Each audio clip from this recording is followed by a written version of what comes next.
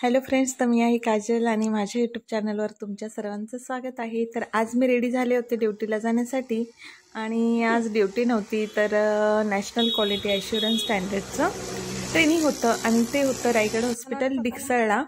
मग तिथे पोचल्यानंतर हा व्हिडिओ काढला होता। मनीषा ऑलरेडी तिथे पोचली होती आणि बऱ्याच दिवसांनी मनीषाला भेटले होते, तर असंच आम्ही काही फोटो क्लिक केले आणि छान टाइम स्पेंड केला, कारण की आम्ही लवकरच पोचलो होतो।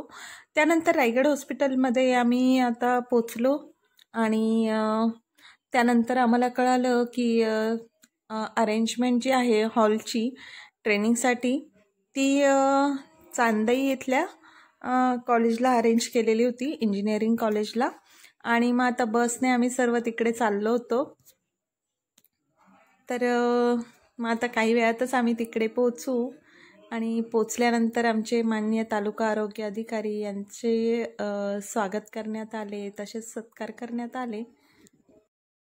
त्यांनी एक सेमिनार आयोजित केला आणि आपल्या कॅम्पसमध्ये आम्हाला निमंत्रित करून त्यांची एक थोडीशी ओळख करून सांगतो। डॉक्टर कुशाल हे नॅशनल असेसर आहेत।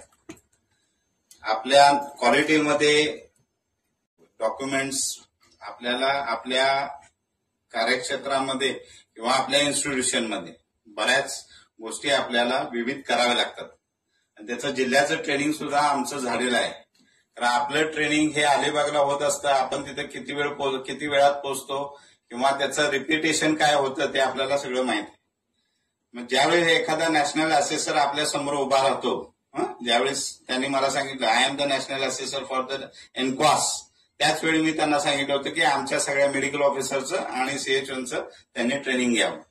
He was agree for that. त्यामुळं त्यांचं परत एकदा आभार मानतो आणि हे जे ट्रेनिंग आहे ते तुम्ही व्यवस्थित ऐकून घ्या। जे काही मुद्दे आहेत, कारण की एनक्वास बद्दल बऱ्याच लोकांना बऱ्याच शंका आहेत आणि महाराष्ट्र शासनाचा उपक्रम आहे दर 2 महिन्याला एक PHC आपल्याला एनक्वास मध्ये न्यायचे आणि एक सब सेंटर आपल्याला उपकेंद्र, ज्याला आपण SWC म्हणतो आता, आणि USWC परत पुढे जाऊन आपल्याला USWC पण करायची आहे त्याच्यात। तर दर महिन्याला एक उपकेंद्र आपल्याला एनक्वास मध्ये हे घ्यायचं। त्यासाठी आपण हे शांत चित्तानं व्यवस्थित आपण सिन्सिअरली हा सेमिनार अटेंड करा। थँक्यू। तर अशा प्रकारे बराच वेळ ट्रेनिंग सुरूच होतं। त्यानंतर मग आमचा लंच ब्रेक झाला होता।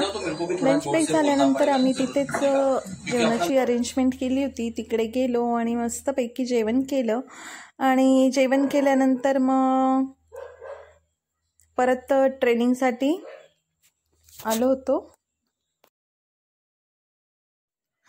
तर राहिलेला हाफ पोर्शन सरांनी व्यवस्थित प्रकारे कव्हर केला आणि त्यानंतर हॉस्पिटलबद्दल देखील माहिती दिली। तर तुमचे देखील पेशंट्स वगैरे कोणी असतील तर तुम्ही देखील रायगड हॉस्पिटलला नक्की पाठवा आणि खूप छान फॅसिलिटी सर्व इथे अवेलेबल आहेत आणि कमी खर्चामध्ये तुमच्या पेशंट्सला ट्रीटमेंट आणि डायग्नोस्टिक प्रोसिजर्स केल्या जातील।